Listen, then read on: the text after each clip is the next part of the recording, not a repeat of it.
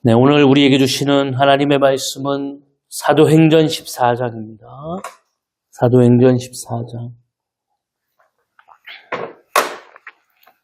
19절부터 28절까지 우리 교독함으로 하나님 앞에 영광을 돌리겠습니다. 유대인들이 안디옥과 이고니온에서 와서 무리를 충동하니 그들이 돌로 바울을 쳐서 죽은 줄로 알고 시외로 끌어내치니라. 제자들이 둘러섰을 때에 바울이 일어나 성에 들어갔다가 이튿날 바나바와 함께 여배로 갔어요. 복음을 그 성에서 전하여 많은 사람을 제자로 삼고 루스드라와 이고니온과 안디옥으로 돌아가서 제자들의 마음을 굳게 하여 이 이름에 머물러 있으라 원하고 또 우리 하나님의 나라에 들어가려면 많은 환난을 겪어야 할 것이라 하고 각 교회에서 장로들을 택하여 금식 기도하며 그들이 믿는 주께 그들을 위탁하고 모시디아 반대로 지나서 갈릴레에 이르러 말씀을 버가에서 전하고 아딜리아로 내려가서 거기서 배 타고 안디옥에 이르니 이곳은 두 사도가 이른 그 일을 위하여 전에 하나님의 은혜에 부탁하던 곳이라. 그들이 이르러 교회를 모아 하나님이 함께 행하신 모든 일과 이방인들에게 믿음의 문을 여신 것을 보고하고 제자들과 함께 오래 있으리라. 아멘. 오늘은 사도행전 강의 40번째 시간이고요. 하나님 나라와 고난이라는 제목으로 말씀을 나누려고 합니다. 지난주 말씀을 기억하시나요? 지난주에 루스드라의 복음이 증거되었습니다. 루스드라의 복음이 증거된 것은 의미가 있다. 왜냐하면 안디옥에서 시작했던 그들이 비시디아, 밤빌리아, 또 이고니온 지나오면서 어디를 중심으로 복음이 증거되었냐면 회당을 중심으로 복음이 증거됐습니다. 회당은 유대인들이 10명만 있어도 만드는 그래서 하나님께 예배하기 위한 장소인데요. 루스드라는 회당이 없는 곳이다. 그러니까 말하자면 유대인들이 거의 없고 아니면 아예 없고 여기는 이방 땅에 이제 복음이 증거되었습니다. 바울과 바나바 앞에 안질배기가 있게 되고요. 그들은 사도행전 4장에 나오는 그 안질배기처럼 소망 없는 자, 하루 벌어 하루 먹고 그냥 그렇게 살아가는 인생 가운데에 오늘 은과 금은 없다. 네가 바라는 은과 금은 없다. 그러나 네가 정말 하나님 앞에 구하는 그 예수 그리스도의 이름으로 일어나 걸어라.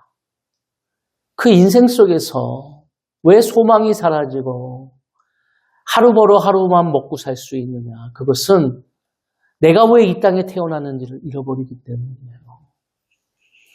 그는 걸었고 뛰었고 하나님을 찬양했습니다. 놀라운 역사죠. 그것은 하나님의 교회가 하나님의 공동체가 왜 세워졌느냐, 이 땅에 하나님의 교회를 왜 세우셨느냐에 대한 하나님의 분명한 메시지입니다. 하나님은 생명의 역사가 교회를 통하여 오늘도 드러나기를 원하는 것입니다. 내가 그 생명의 역사의 증거고 나를 통해서 또 이 증거가 다른 자들에게 임하기를 원합니다. 이게 복음 증거잖아요. 네. 그러니까 오늘 이 역사가 이 루스드라라고 하는 이방 땅에도 하나님이 그렇게 말씀하신 거예요. 왜 사도 바울과 바나바를 이곳에 보내었는가? 생명의 역사가 증거되기 위해서. 죽어가는 그 인생 속에서 오늘 소망이 없는 그 인생 속에서 진정한 소망, 내가 왜 이 땅에 부름을 받고 내가 왜 태어났는가? 목적이 뭔가에 대한 분명한 하나님의 뜻인 줄로 믿습니다. 먹고 사는 문제 중요합니다. 그냥 그것 때문에 부르지 않았다. 그것보다 더 값지고 더 의미 있는, 가치 있는 삶의 인생이 우리 가운데 임하여진다. 그러니까 이런 것을 바라보면서 거기 어떻게 됩니까? 사람들이 난리가 났죠. 이 일을 보고 11절에 보면 무리가 바울이 한 일을 보고 루가니오 오니아 방언으로 소리질러 이르되 신들이 사람의 형상으로 우리 가운데 내려오셨다 하며 그랬어요. 난리가 났어요. 그렇죠. 네. 그렇지만 이것은 사실 죽은 자가 생명을 얻는 것인데 그들의 눈에는 안질뱅이가 일어나는 거예요. 그러니까 단순한 기적이죠. 이 단순한 기적에도 이렇게 난리를 치는데 그 인생이 변화되고 그 인생이 내가 왜 이 땅에 태어났는가에 대한 그 부름의 목적을 깨닫는다면 이것이 얼마나 귀한 것일까? 뒤집어지는 것이죠. 그러니까 하나님을 만나는 자들이 인격적으로 주님을 만나면 그 삶이 뒤집어지게 되는 거예요. 내가 뭘 위해서 사는지, 내가 모든 것을 다 버리고도 이것이 값어치 있다라고 하는 바울의 고백과 다르지 않다라는 것입니다. 우리에게 이런 은혜가 임하기를 원합니다. 그래서 막 신처럼 막 바나바를 제우스라고 그러고, 바울을 헤르메스라고 하는 막 이런 신들의 역사를 이야기합니다. 그러면서 막 바울을 막 바나바를 추앙하죠. 근데 여러분, 왜 우리가 이 세상에 살아가면서 힘들고 이 세상에 살아가면서 좌절하는가? 이 문제 때문이에요. 오늘 본문에 이제 19절입니다. 다 같이 한번 읽어볼까요?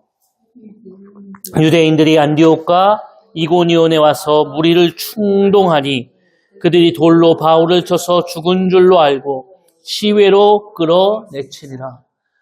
이게 뭐냐면 복음이 증거되는 곳에 계속 따라오는 일들이 있습니다.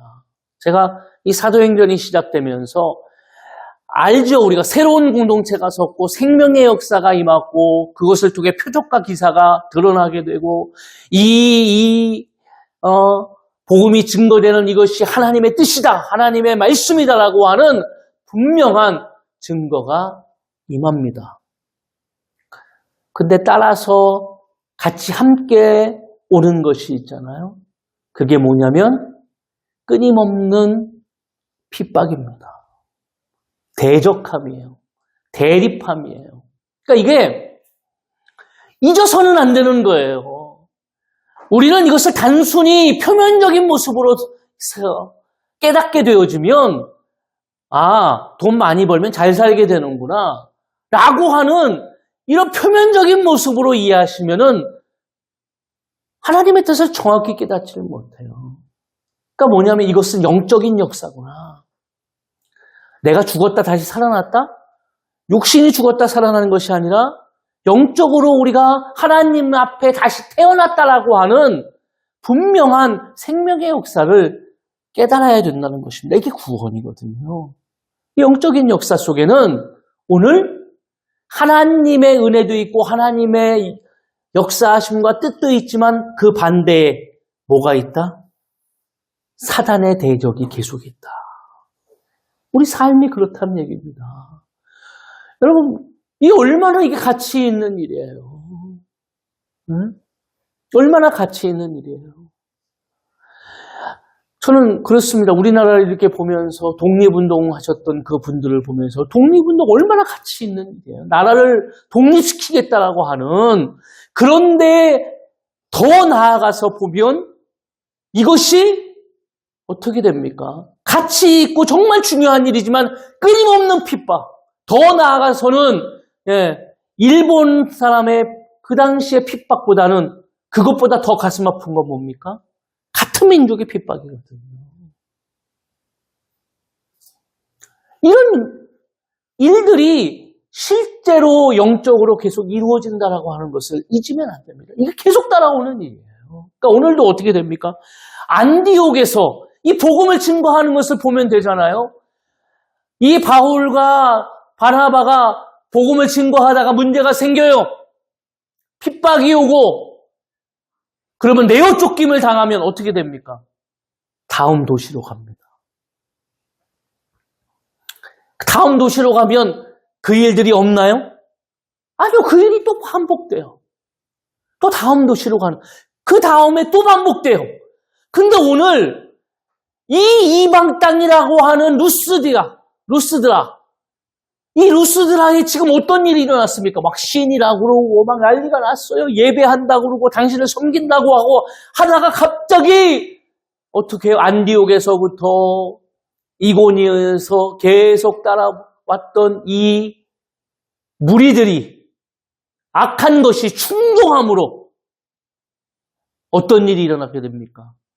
바울을 돌로 쳤어요. 그리고 죽은 줄 알고 내어버렸어요.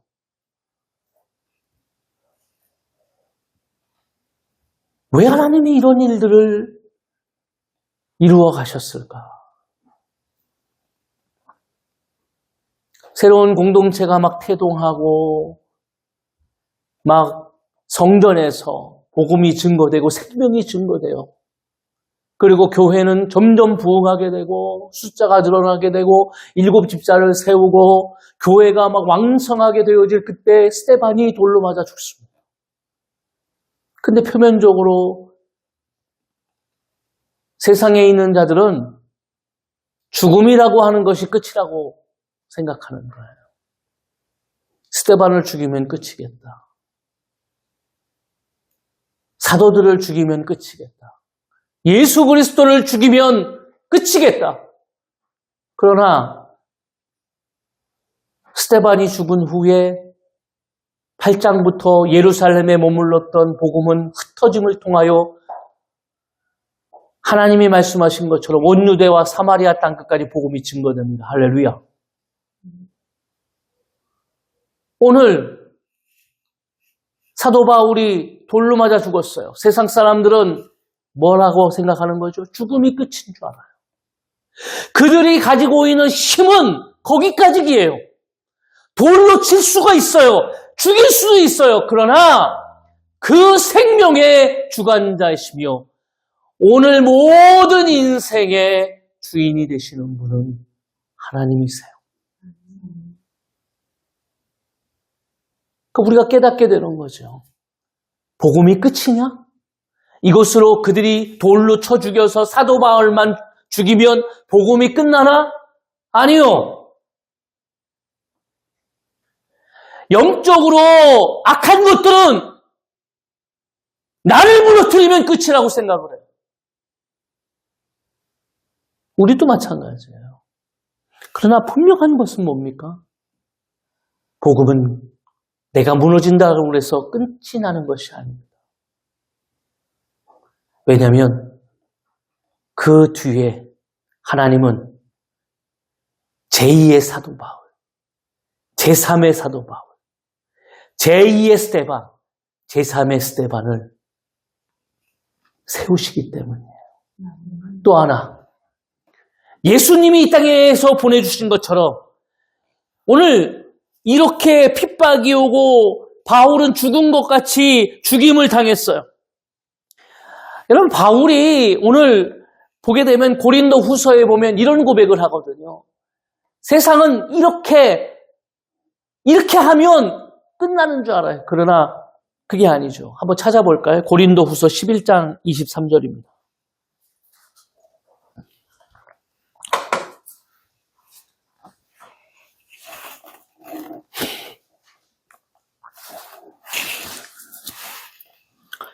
고린도후서 11장 23절, 우리 27절까지 한번 교독하겠습니다. 그들이 그리스도의 일꾼이냐 정신없는 말을 하거니와 나는 더욱 그러하도다. 내가 수고를 넘치도록 하고 옥에 갇히기도 더 많이 하고 매도 수없이 맞고 여러 번 죽을 뻔하였으니.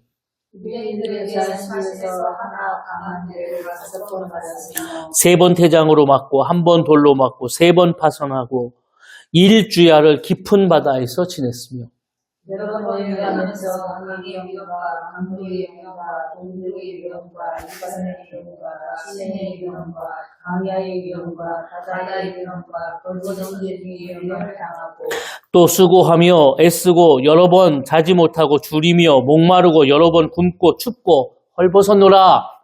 할렐루야. 사도 바울의 그 전도 여행 속에서 사도 바울은 수없이 많은 고난과 역경을 겪게 됩니다. 그런데 중요한 게 뭔지 아세요? 사도 바울은 그러면 그냥 그것이 단순히 한 번으로 끝나야 되는데 아니요. 오늘 이제 본문의 말씀 14장을 이제 보게 되어주면 이 14장을 끝이 나면 바울의 전도 1차 여행이 끝나는 겁니다. 근데 1차 여행에서 이렇게 바울이 죽었다 살아났거든요. 근데 바울이 2차 여행 갑니다. 2차 여행에서도 바울이 많은 역경과 어려움을 겪거든요. 3차 여행도 갑니다. 왜 바울이 이렇게까지 할 수 있느냐? 바울은 로마서 1장 16절에 이렇게 그들에게 이야기했어요. 로마의 유대인들에게 내가 복음을 부끄러워하지 아니하노니 이 복음은 모든 믿는 자에게 구원을 주시는 하나님의 능력이 됨이라. 먼저는 유대인에게요 그리고 헬라인에게로다. 복음에는 하나님의 의가 나타나서 믿음으로 믿음에 이르게 하라니 기록된 바 오직 의인은 믿음으로 말미하라 살리라 함과 같으니라. 할렐루야. 오늘 바울은 깨닫는 거죠. 네. 내가 왜 이 땅에 보내셨는가? 나를 통해서 하나님이 무엇을 하실 것인가? 이건 영적인 전쟁이구나.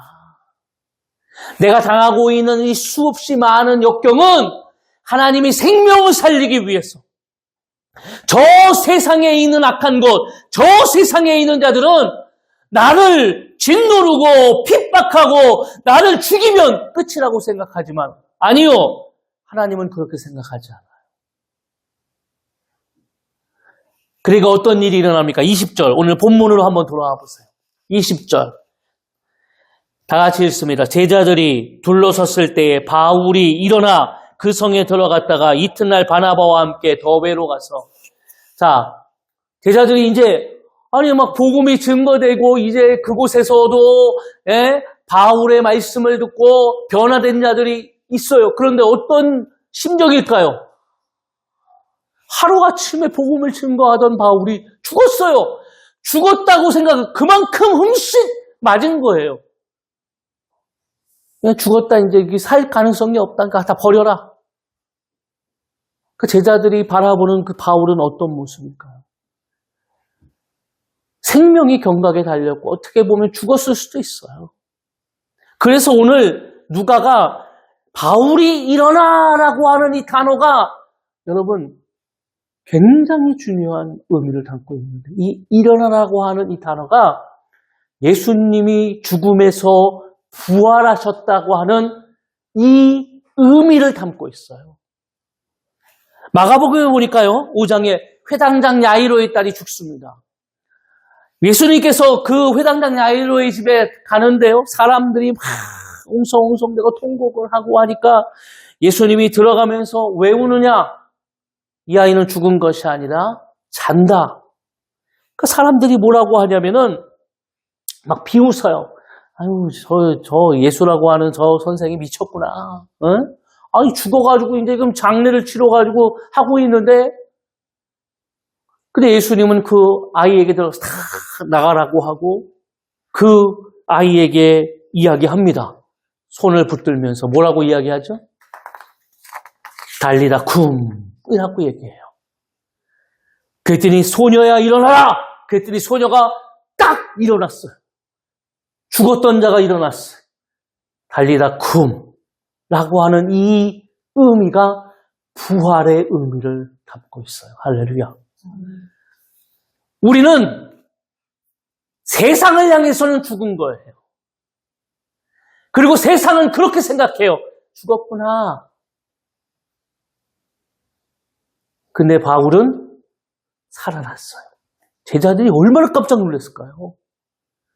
매를 흠씬 맞고 죽었어요. 그때 갑자기 일어났어요. 누구의 힘으로요? 예수 그리스도의 그 힘으로. 아까 바울이 얘기했잖아요. 복음에는 능력이 있다. 하나님의 능력이 있다. 믿음에 이르게 한다. 할렐루야. 오늘 이런 역사가 우리 가운데 임하기를 원합니다. 네. 그러면서 바울이 일어나서 무슨 일을 합니까? 이런 역사들이 있으니까 그냥 더베로 가요. 바울이 일어나가지고 성으로 다시 들어오면서 거기서 더베로 이제 떠나게 됩니다. 예. 그러면서 21절. 복음을 그 성에 전하여 많은 사람을 제자로 삼고, 바울이 그 다음에 바로 뭐 합니까? 아니, 그러니까 이게, 저는 참 이렇게 보는 거죠. 이게 놀라운 역사 아닙니까? 큰 신만 일어나는데 얼마나 쉬었는지 나오질 않아요. 근데, 분명히 성경에는 뭐라고 되어 있냐면은, 20절에 뭐라고 되어 있습니까? 그 성에 갔다가 이튿날 바나바와 함께 더베로 갔어요.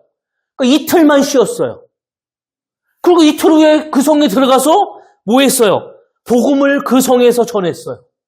시일이 얼마나 된지 모르지만 우리가 생각할 때 이런 생각이 들겠습니까? 이건 우리가 생각하면 미친 거죠. 그러니까 오늘 하나님의 역사 속에서 부활의 소망을 품은 자가 얼마나 세상을 변화시킬 수 있는지, 세상을 뒤바꿀 수 있는지에 대한 하나님의 분명한 메시지입니다. 그 성에 들어갔어요. 더베에 가서 복음을 증거했어요. 그런데 그것보다 더 중요한 것은 뭡니까? 복음을 전파하니까 또 어떻게 됩니까? 많은 사람들이 또 몰려와서 제자가 됐어요. 그리고 이제 더베라는 곳에 가서 반환점을 돌아요. 딱 이렇게 돌아서. 자, 우리 같으면 어떻게 합니까, 이제? 어떻게 하시겠어요? 네? 아니, 이렇게 갔는데 더베를 가서 복음을 증거했어요. 그러면은 이제 돌아가야 되는 거거든요. 이제 다시 이제 1차 전도 여행이 떠나서 다시 중심지로 가야 돼요. 그럼 어디까지 가야 됩니까? 자기를, 바나바와 바울을 파송한 곳이 어디입니까? 안디옥으로 돌아가야 되잖아요. 그런데 안디옥으로 돌아가려고 하는데 어디를 지나서 가냐면 길이 여기 하나만 있는 게 아니잖아요. 오늘 본문에 보니까 루스드라와 이고니온과 안디옥으로 갔어요. 다시 왔던 곳으로 돌아갑니다. 자, 루스드라가 어떤 곳이라고요? 루스드라가 지금 바울이 죽었잖아요. 거기서 돌에 맞아가지고요. 아니, 가시겠냐고요. 예? 아니, 나를 귀찮게 하고 감정적으로 나 싸우고 나와 함께 좋지 않은 사람이 있는 곳에 안 좋아요. 근데 거기 가겠냐고요. 나를 못 살게 하고 감정적으로 좋지 않은 사람이 거기 있는 곳에 우리는 뭐 어떤 생각을 합니까? 아유, 내가 저 사람 만나니 에휴, 내가 돌아간다. 그리고 여기가 집 가는 저기 가장 빠른 길인데도 뺑 돌아서 가는 게 우리의 삶이에요. 왜요? 그 사람 만나면 불편하거든요. 복음을 증거하는 것도 마찬가지잖아요. 근데 바울은 내가 죽었다가 살아나고 더베에 가서 복음을 증거하고 이것보다도 더 중요한 것이 루스드라에 가는 거예요. 바울은 이걸 하기 위해서 루스드라에 간 겁니다. 22절 다 같이 한번 읽어볼까요? 제자들의 마음을 굳게 하여 권하고 또 우리가 하나님의 나라에 들어가려면 많은 환난을 겪어야 할 것이라고 하고 두 가지를 이야기하고 싶은 거예요. 루스드라에 있는 지금 바울을 통해서 이방 땅에 복음이 증거됐잖아요. 이들은 유대인이 아니고요. 이방에 있는 자들이에요. 그러면 지금 이방 땅이라고 하는 곳에서 지금 바울이 어떻게 되는 것을 봤어요. 돌로 맞아 죽는 걸 봤어요. 세상에 여러 가지 환난과 역경이 예수 믿는 자들을 핍박하고 예수 믿는 자들에게 혼란을 줍니다. 교회에 와서 복음의 말씀을 듣고 아멘 하고 갔는데 세상에 가면 괴리가 느껴져요. 야, 이걸 어떻게 세상 살아가는 방법과 교회에서 이야기하는 하나님의 말씀이 너무 차이가 많아요. 그때 바울이 뭐라고 얘기하는 거예요? 첫 번째, 마음을 굳게 하여 이 믿음에 머물러 있으라. 흔들리지 마라 그 말이에요. 어떤 외부의 영향과 외부의 여러 가지 상황 속에서 뭐 하지 말라고요? 흔들리지 마라. 바울의 더 급한 심정이 뭐예요?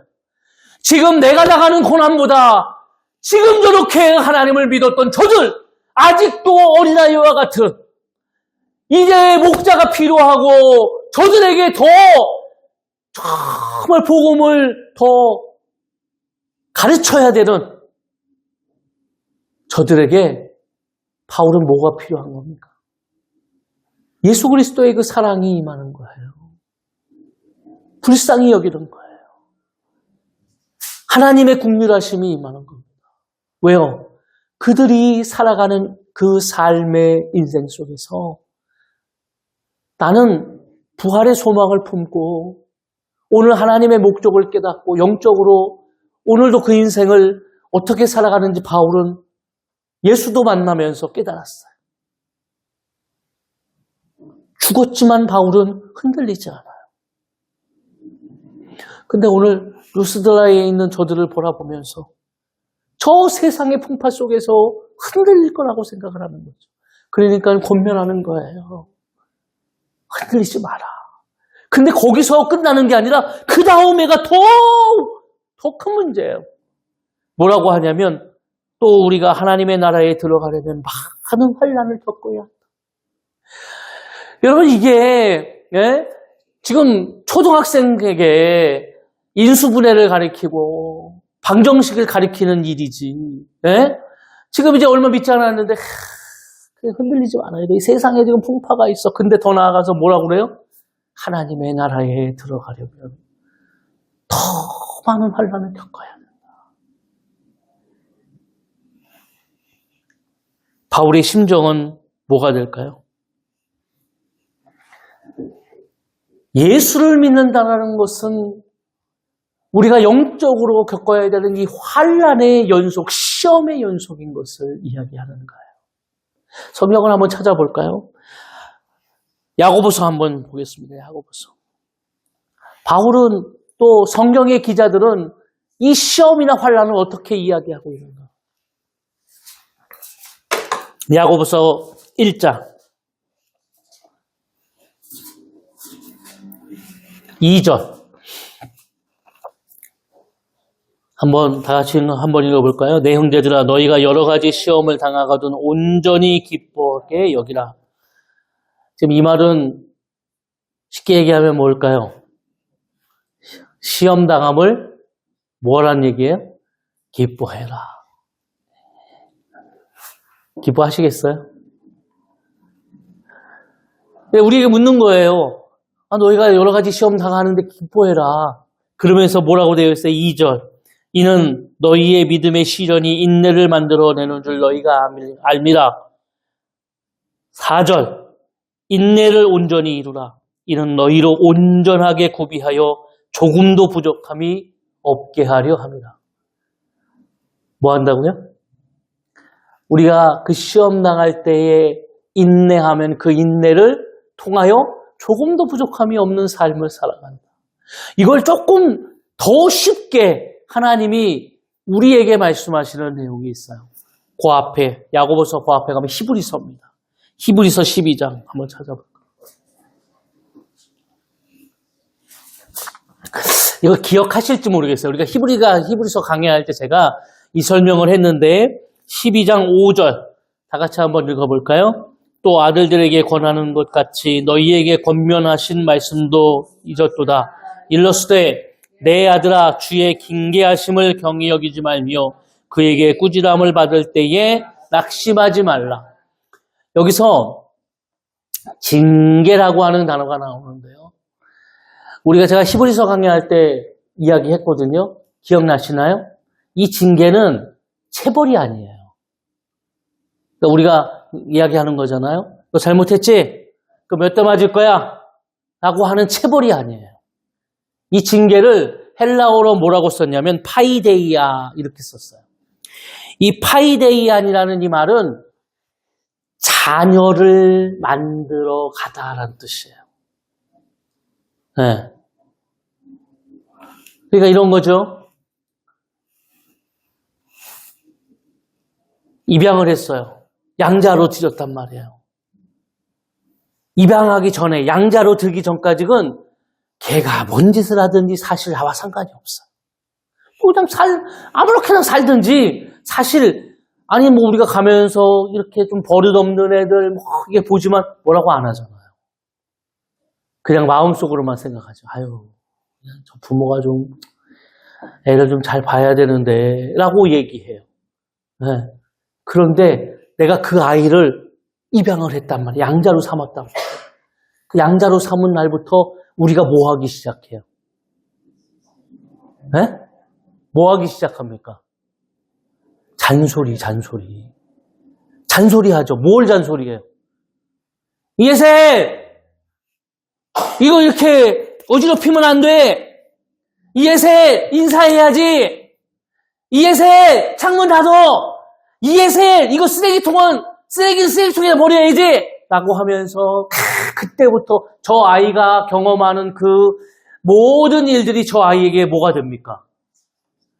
시험이고 환난이에요. 시험이고 환난이에요. 막 쟤는 막 할머니만 하면 되는데 엄마도 보니까 엄마도 또 해요. 엄마를 지나서 끝나는 줄 알았는데 아빠가 또 해요. 그럼 쟤는 쌍따블로 당하니까 쟤는 뭐라 그래요? 지는 막 그냥 근데 왜 그런 거예요? 왜? 내 아들이 됐으니까. 하나님의 자녀가 됐으니까 자녀를 만들어가는 거예요. 누구의 자녀로요? 하나님의 자녀로. 그러니까 그 히브리서에 이야기하잖아요. 6절 주께서 그 사랑하시는 자를 징계하시고 그가 받아들이시는 아들마다 채찍질하심이라. 왜요? 너희가 참음으로 징계를 받기 위함이라. 하나님이 아들과 같이 너희를 대우하시나니 어찌 아버지가 징계하지 않는 아들이 있으리요? 너를 뭐로처럼 대한다고요? 아들처럼 대한다고요. 이제 너 내 아들이야. 저 동네에 저 돌아다니는 저 아이는 신경도 안 써요. 저 뭐 어떻게 되든 사실 우리가 얘기했을 때 아니 좀 잘못을 해도 제가 거기서 야 너 이렇게 하면 안 된다고 얘기하지 않죠. 근데 내 아들은 다르단 말이에요. 그러면서 뭐라고 얘기하세요? 징계는 다 받는 것이거늘 너희에게 없으면 사생자요 친아들이 아니니라. 할렐루야. 그러니까 징계를 다 받는 거예요. 그러면서 또 우리 육신의 아버지가 우리를 징계하여도 공경하였거든. 하물며 모든 영의 아버지께 더욱 복종하며 살려하지 않겠느냐. 육신의 아버지가 징계를 해도 알아요. 왜 알아요? 나중에. 왜 했는지를 알아요. 우리 내 아버지가 왜 나를 이렇게 했구나. 알아요, 나중에. 네? 10절 그들은 잠시 자기의 뜻대로 우리를 징계하였거니와 오직 하나님은 우리의 유익을 위하여 그 거룩함에 하심에 참여하게 하시느니라. 할렐루야. 그 거룩함에 참여하기 위해서. 환난이 왜 오냐? 시험이 왜 오냐? 왜 이걸 기뻐해야 되냐? 내가 하나님의 자녀가 되기 위해 하나님의 자녀로서 살아가기 위해서 만들어가는 과정이에요. 그게 환난이고 시험이에요. 내가 무엇을 바라보고 사는지, 무엇을 내가 붙들고 사는지, 이게 환난이에요. 내가 바울이 지금 얘기하고 있는 거예요. 하나님의 나라가 내게 임하고 그 나라가 위에서 살아가면 환난은 필수다. 이건 선택이 아니라 필수다. 내 아들이 되면 이 잔소리고 이 시험이고 환난을 어떻게 한다고요? 필수다, 필수. 우리에게 이런 역경과 어려움이 오죠. 삶에서 세상에서 이런 환난이 없는 시험이 없는 삶을 살아가는 사람이 어디 있습니까? 다 살죠. 이거 필수예요. 기뻐하라. 야, 여기까지가 정말 힘들겠는데요. 기뻐할 수 있는 건 뭡니까? 그 시험에는 누구의 마음이 담겨져 있습니까? 하나님의 마음, 아버지의 마음이 담겨 있으니까 기뻐하는 거야. 여러분, 그러니까 뭐라 그래요? 저는 이렇게 보면서 참 옛날 분들 보면 이 아버지가 한 게 없어요. 네? 아버지가 막 밖에서 놀다가 들어오시고 오면 자녀 때리고 뭐 이런 분들도 그 자녀들 나중에 보면은 그 아버지를 그렇게 그리워해요. 그렇게 그리워해요.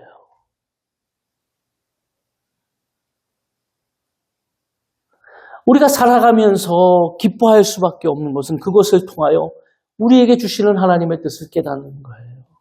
그러니까 뭐라 그래요? 히브리서 기자가 11절. 무릇 징계가 다시는 당시에는 즐거워 보이지 않고 슬퍼 보이나 후에 그로 말미암아 연단받은 자들은 의와 평강의 열매를 맺느니라. 할렐루야. 뭘 맺는다고요?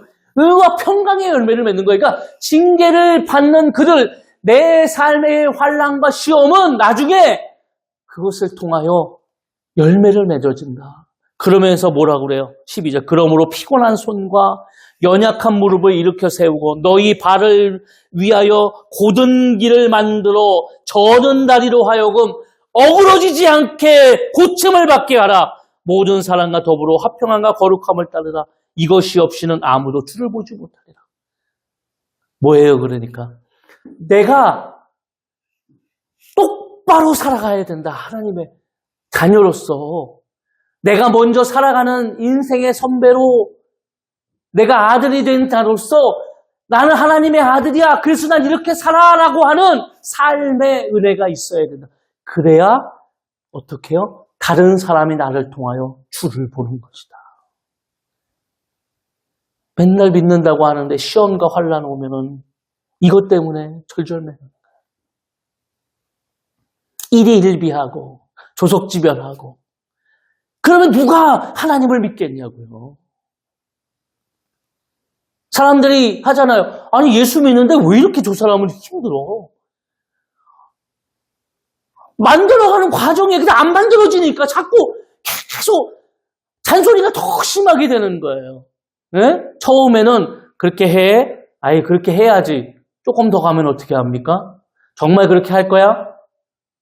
그래 조금 더 가면 너 그러면은 뭐 금지야. 이제 더 깊어지는 거죠. 네? 그다가 모두 맞아요. 매도 맞죠. 이 딥해지는 거죠. 그 모습이. 그러니까 성경에도 나와 있잖아요. 누가 지혜로운 거예요. 그렇게 하지 마. 그렇게 하지 말아야 돼. 라고 할 때, 네. 그러고 가는 데가 지혜로운 거예요. 그런데, 하지 마. 근데, 으이씨, 난 갈 건데. 그러고 하면 시험과 환난은 길어진다. 왜 나에게 주시는가를 깨닫게 되어져요. 아니, 하나님의 나라를 위해서 살아가는 인생, 이 하나님의 나라를 위해서, 하나님의 이 뜻을 위해서 살아가려면 그걸 깨달아야 되잖아요. 아들로서. 이 세상에 나를 왜 보내셨는가? 이 환난과 시험은 나에게 그냥 지리궁상으로 세상에서 그렇게 살아라 그러면서 힘들고 어렵게 살아라 그게 아니잖아요. 왜 하나님이 나에게 이걸 허락하셨는가? 이것을 통하여 내가 하나님의 자녀가 되면 이 세상에서 하나님의 자녀로서 세상을 바라보는 저 세상의 가치는 죽이면 끝이라고 생각하는 거예요. 돈이 많고 힘이 있으면 끝이라고 생각하는 거예요. 근데 그게 아니잖아요. 영적인 논리는. 이걸 우리가 깨달아야 되죠. 그러니까 로마서 8장 17절에 우리가 잘 아는 내용이잖아요. 사도 바울이. 자녀이면 또한 상속자, 곧 하나님의 상속자요. 그리스도와 함께한 상속자니 우리가 그와 함께 영광을 받기 위하여 고난도 함께 받아야 할 것이니라. 생각하건대 현재의 고난은 장차 우리에게 나타날 영광과 비교할 수 없다. 할렐루야. 사도 바울이 그 이야기하고 싶은 거예요, 지금. 지금 루스드라에 있는 그 사람에게 또 이고니온에 있는 그 사람들에게 비시리아에 있는 밤빌리아에 있는 돌아가면서 계속 사도 바울이 짚어서 돌아와요. 그러면서 누구를 만나요? 복음을 증거한 제자들을 만나는 거예요. 1차 전도 여행을 가서 이렇게 갔다가 반환점을 돌면서 다시 하나하나 집어오면서 그들에게 계속 하고 싶은 얘기가 뭐예요? 이렇게 살아야 된다. 이렇게. 지금 너희가 힘들고 어렵지만 내가 장차 받을 하나님의 영광에 비교하면 비교도 안 된다. 왜요? 나를 자녀 만들기 위한 하나님의 프로젝트다. 내가 생짜니까 내가 지금도 그냥 내 마음대로 하나님이 새 생명을 주셨고 나를 이 땅에 보내시는 분명한 뜻이 있는데 이걸 모르고 그냥 내가 마음대로 살아가니까 그 인생에 하나님이 뭘 하고 싶으신가?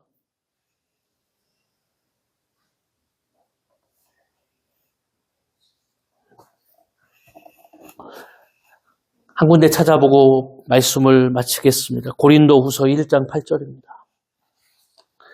사도 바울이 하고 싶은 이야기예요.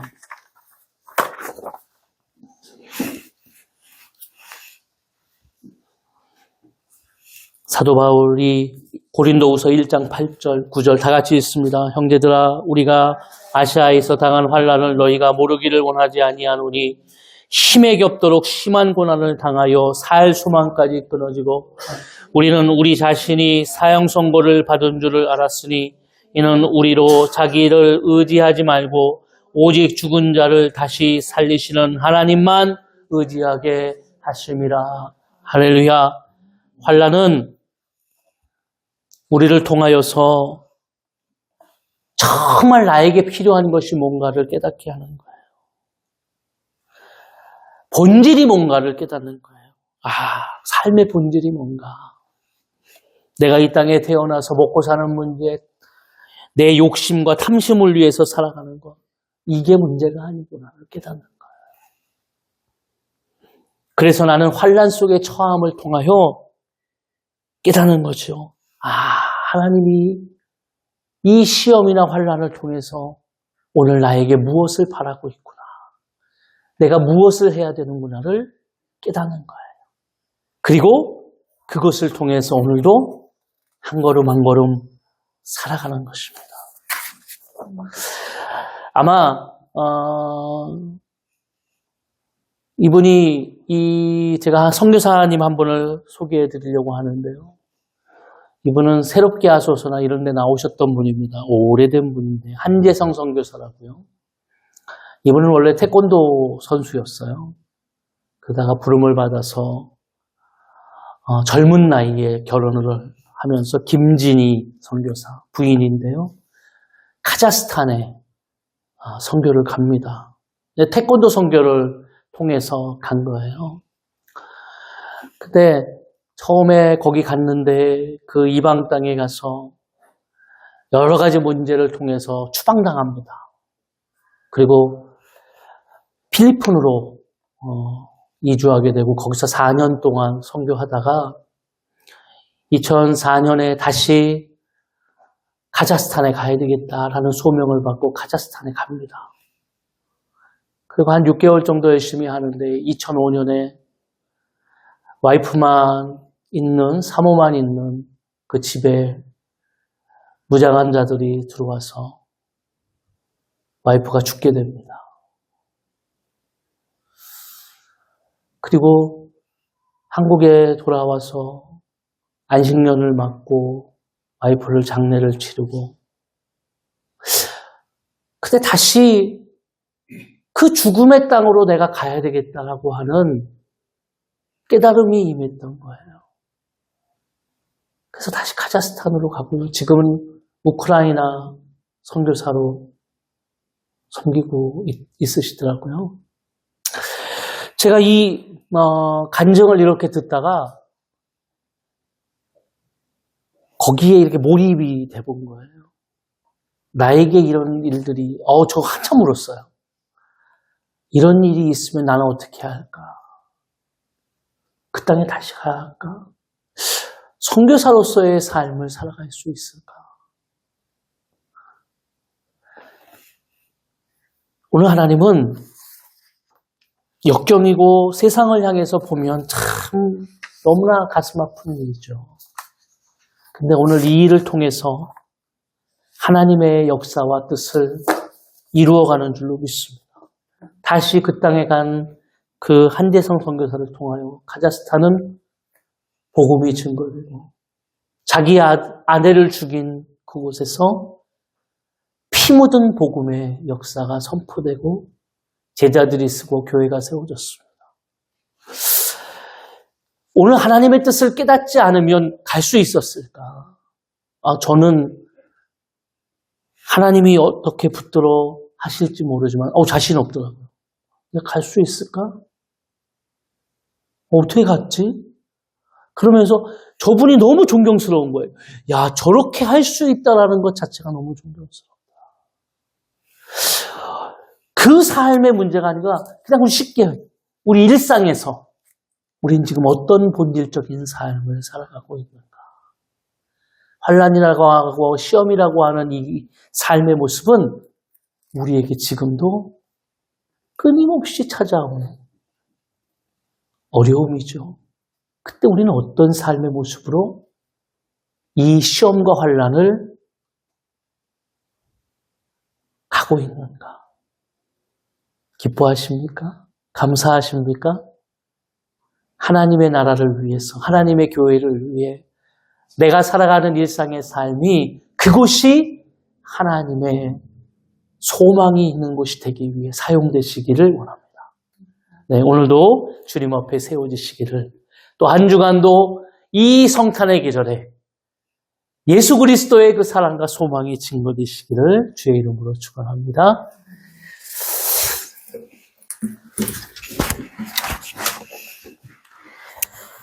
우리 이 시간에 가사를 생각하시면서 찬양하겠습니다.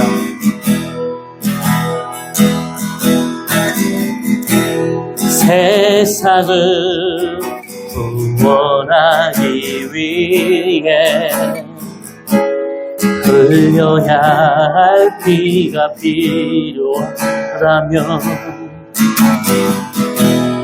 죄인을 싣기 위해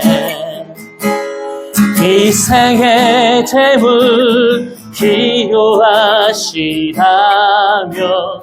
내 생명 제단 위에 드리니 주 영광 위에 사용하소서. 생명이 또 다른 생명 낳고 주님 볼 수 있다면 나의 삶과 죽음도 아낌없이 드리리. 죽어야 다시 사는 주의 말씀 믿으며 하나님의 미랄 되어 서거지듯이 예수님처럼 살아가게 하소서.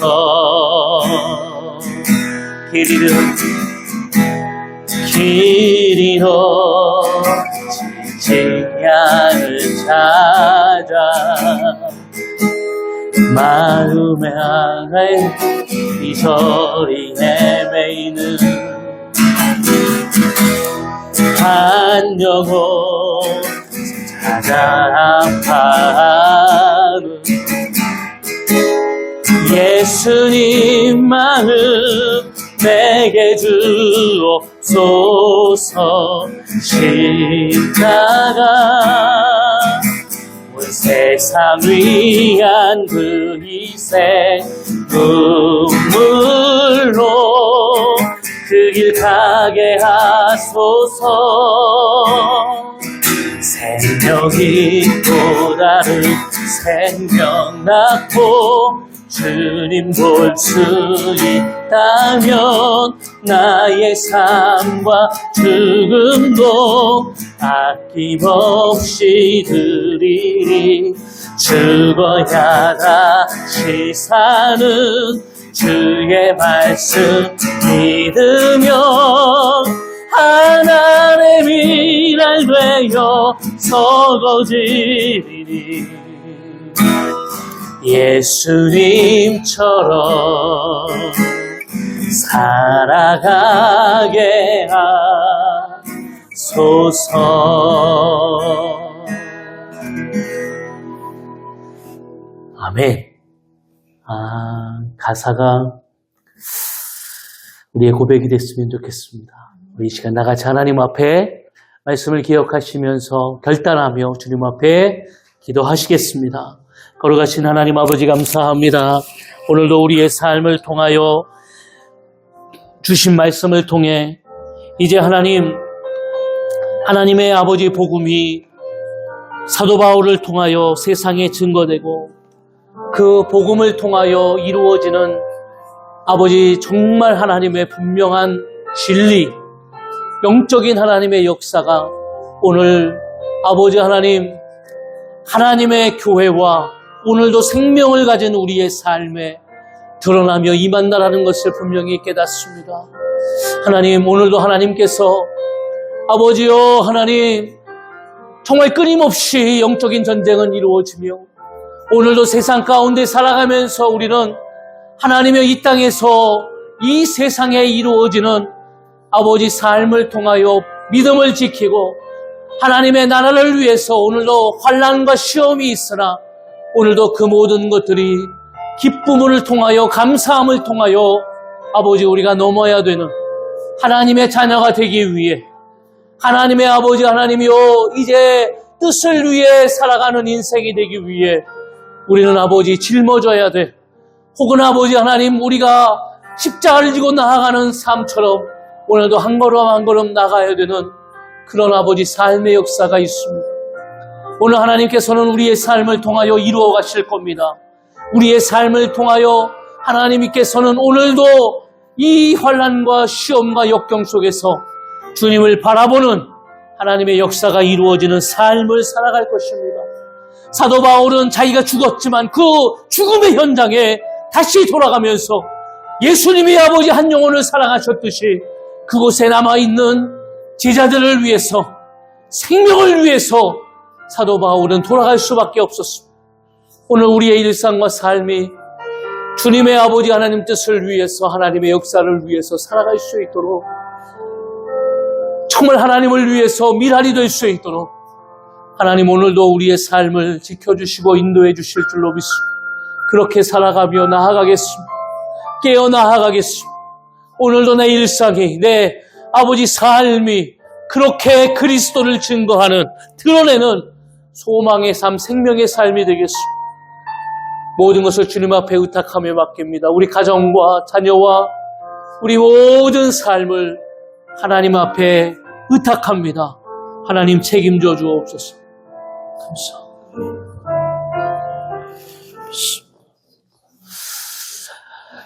거룩하신 하나님 감사합니다.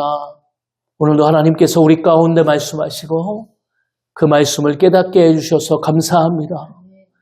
우리가 날마다 주님과 동행하는 삶을 살게 하시고 주님을 붙드는 삶을 살아가게 하여 주옵소서. 끊임없이 우리에게 시험과 환난과 역경이 옵니다. 그러나 그 본질의 의미를 깨닫게 되어진다면 우리는 오늘도 하나님 앞에 내가 무엇을 해야 되는가를 분명히 깨달을 것입니다. 깨닫는 나로 순종하게 하여 주옵소서. 나아가게 하여 주옵소서. 그럼을 통해서 내 일상의 삶이 복음을 증거하며 열매를 맺는 귀한 역사가 임하게 하실 줄로 믿습니다. 오늘도 주님 앞에 내 삶을 드리며 예배합니다. 삶이 예배가 되게 하시고 오늘도 드려지는 이 예배가 하나님의 영광을 드러내게 도와주시고 오늘도 하나님 앞에 구별해 드리는 예물을 흠양하여 주셔서 드려지는 모든 손길 위에 하늘의 신령한 것과 땅에 기름진 것으로 30배, 60배, 100배의 열매가 맺어지게 하여 주옵소서. 여호와는 내게 복을 주시고 너를 지키시기를 원하며 여호와는 그의 얼굴을 내게 비추사 은혜 베푸시기를 원하며 여호와는 그 얼굴을 내게로 향하여 주사 평강 주시기를 원하노라. 이제는 우리 주 예수 그리스도의 은혜와 하나님 아버지의 사랑하심과 성령님의 내주교통 충만하신 은혜가 오늘 하나님 앞에 결단하며 믿음으로 나아가는 우리의 모든 삶과 가정과 생업과 자녀의 모든 앞길까지 오늘도 살아가는 모든 만나는 영혼들 머리머리 위에 이제로부터 영원까지 함께 있을지어다.